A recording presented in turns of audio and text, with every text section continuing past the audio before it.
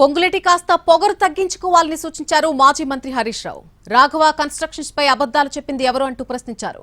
Mining లో లూటీ చేసి నాదర్గుల్ భూముల విషయంలో కూడా అబద్దాలు చెప్పారన్నారు హరీష్ రావు. మైనింగ్ మంత్రి గారు ఏం చెప్పిండ్రు అదే అసెంబ్లీలో, లేదా కరెంటు మీటర్ల షార్టేజ్ ఉండే అందువల్ల డీజిల్ జనరేటర్ మీద నడుపుకున్నాడు రాఘవ కన్స్ట్రక్షన్ అని మైనింగ్ మంత్రి చెప్పాడు. మరి అనుమతులు లేవు కదా అంటే, ఆ అనుమతులు కొద్దిగా లేట్ అవుతాయి కదా, ఢిల్లీకి పొల్యూషన్ కంట్రోల్ బోర్డుకి అప్లై చేసుకున్నాడు రాఘవ కన్స్ట్రక్షన్స్ అని మైనింగ్ మంత్రి చెప్పాడు. అధికారులు ఏం చెప్పారు?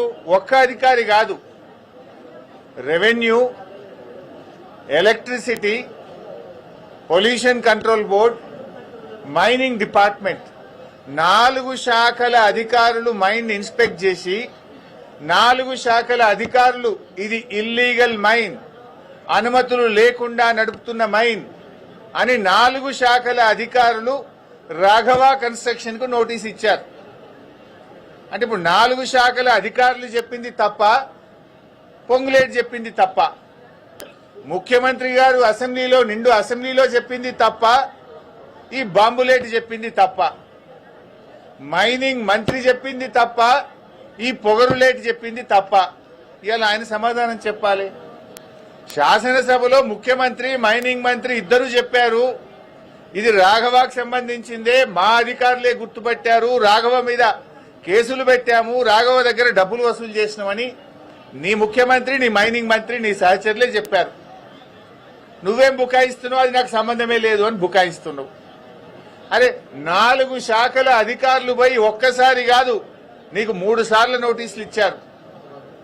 యాక్షన్ తీసుకోమని పొల్యూషన్ కంట్రోల్ బోర్డుకు లేఖ రాశారు. నువ్వు పొగరు తగ్గించుకో, పొగరులేటి, ఇంకా చాలా ఉన్నాయి నీ విషయాలు బయటకు రావాల్సినాయి. శాసనసభలో మరి నువ్వు ఎందుకు లేచి మాట్లాడలే? నువ్వు ఉన్నావు కదా అక్కడనే. నీ ముఖ్యమంత్రి గారు లేచి ఇది ప్రతిపక్షం దొరకవట్లే, ఈ దొంగతనం మేమే దొరకబట్టినాం, ఈ దొంగతనాన్ని మేమే నోటీసులు ఇచ్చినాం, మేమే పెనాల్టీలు వేసినామని నీ ముఖ్యమంత్రి చెప్తుంటే నువ్వు పక్కనే కూర్చున్నావు కదా. ఇది నాది కాదు అని అసెంబ్లీలో నువ్వు ఎందుకు లేచి నిలబడి చెప్పలేదు? నీ మైనింగ్ మంత్రే లేచి రాఘవకు అనుమతులు లేవు, రాఘవ అనుమతుల కోసం ఢిల్లీకి అప్లై చేసిందని చెప్తే అసలు రాఘవకు మైనే లేదని నువ్వు అసెంబ్లీలో లేచి ఎందుకు చెప్పలేదు? నువ్వు అసెంబ్లీలో ఉన్నావు కదా, నా పక్క సీట్లనే కూర్చున్నావు కదా, మరి ఆ రోజు ఎందుకు లేవలేదు? 12 రోజులకు గుర్తొచ్చిందా నీకు మైన్ లేదని? ఇదంతా బుకాయించే ప్రయత్నం, మసిబూసి మారేడుగా చేసే ప్రయత్నం. ఆ మైన్ నీది కాకపోతే అక్కడ కంటైనర్ మీద రాఘవ కన్స్ట్రక్షన్ అనే పేరు ఎందుకున్నది? ఆ కంటైనర్ మీద కాంగ్రెస్ పార్టీ జెండా ఎందుకు పెట్టిండ్రు?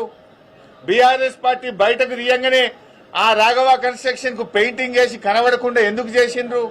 కాంగ్రెస్ పార్టీ జెండా ఎందుకు బీకేసిందో సమాధానం చెప్పాలి కదా. నువ్వు నీ కంటైనర్ మీద నీ పేరుంటది, మీద కాంగ్రెస్ పార్టీ జెండా ఉంటది.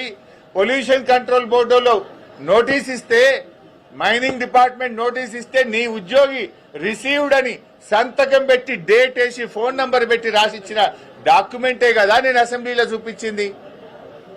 మరి ఇప్పుడు చెప్పు, ఎవరు తప్పు? ముఖ్యమంత్రి తప్ప? చెప్పు, నా ముఖ్యమంత్రి అబద్దం చెప్పిండు అసెంబ్లీలో అని చెప్పు, మైనింగ్ మంత్రి అబద్దం చెప్పిండు అసెంబ్లీలో అని చెప్పు.